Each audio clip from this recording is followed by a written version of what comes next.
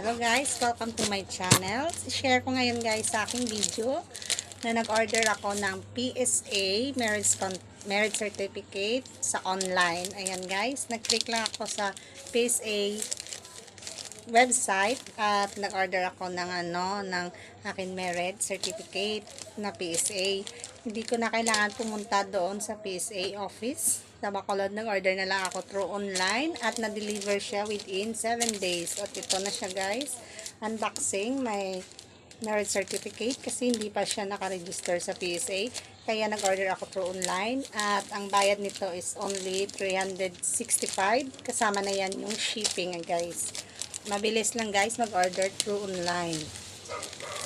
At ito na, unboxing my PSA marriage certificate.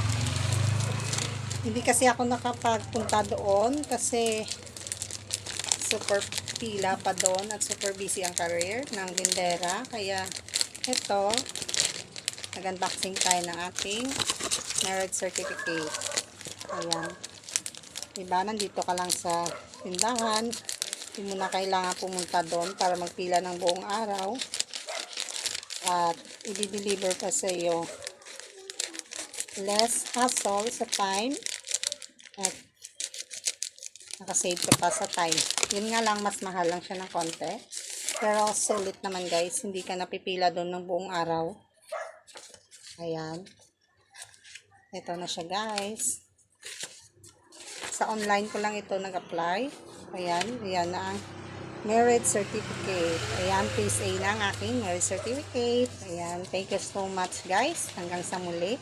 Yan lang share ko guys. Na easy lang mag-order ng marriage certificate, birth certificate, PSA, ganon. Through online lang guys. Ayan. At hindi mo to makiklaim kung hindi mo ipapakita yung valid ID mo. Pag-deliver ng rider. Ayan. Ayan guys, no? Nakasave na tayo ng time. Ayan, marriage certificate. PSA na yan guys. Ayan. Hindi na ako nagpila doon sa PSA office. Naghintay na lang ako dito habang sa online lang ba.